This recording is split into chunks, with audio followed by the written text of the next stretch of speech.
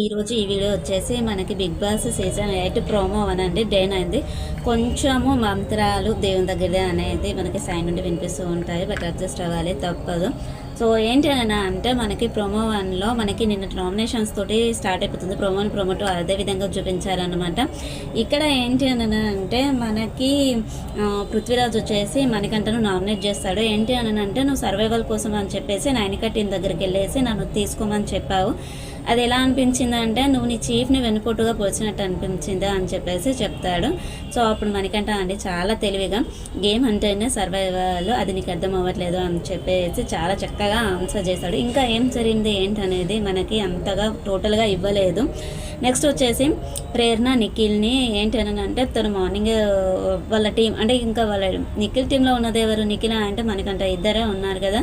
So వాళ్ళు morning breakfast అనేది prepare చేయలేదంట. మీ team అనేది బ్రేక్ఫాస్ట్ని ప్రిపేర్ చేయలేదు అని అంటే సో ఎక్స్ప్లెనేషన్ అంతా మళ్ళీ తర్వాత తెచ్చుకుందామండి. ఇంకా అంతకన్నా ముందు మా టీమే చేసింది, అంతకన్నా ముందు మొత్తం కుకింగ్ కిచెన్లో ఉన్నది నేనే అని చెప్పేసి చెప్పాడు. నిఖిల్ వచ్చేసి చాలా చక్కగా చెప్పాడు.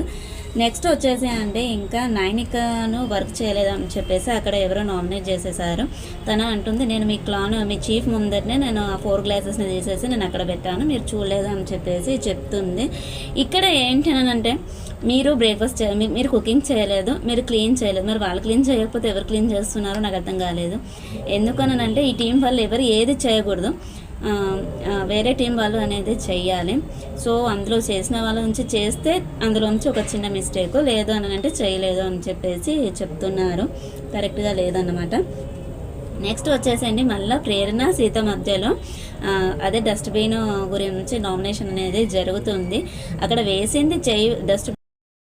సో మళ్ళీ అదే డస్ట్బిన్ గురించి గొడవ అనేది ఉంటుంది. ఆ డస్ట్బిన్లో చేయబెట్టి తీసింది నేను, నాకు లేని ప్రాబ్లం నీకంటే దాన్ని ఏదో పెద్ద ఇష్యూ లాగా చేసేసి దాన్ని పాయింట్అవుట్ చేస్తున్నావు, అది కరెక్ట్ కాదని అంటే తను అప్పుడు అంటుంది ఆదిత్య గారు బై మిస్టేక్ ఏమంటారు మన టవెల్ని తెలియక ప్రేరణది యూజ్ చేస్తారు కదా, అదే విషయాన్ని రేజ్ చేసింది అనమాట ప్రేరణ. మరి ఆదిత్య గారు నీ టవెల్ని యూజ్ చేసినప్పుడు నువ్వు దాన్ని వాష్ చేసేసుకొని యూజ్ చేయొచ్చు కదా, దానికి ఎందుకు అంత గొడవ చేస్తావని చెప్పేసి అడిగింది.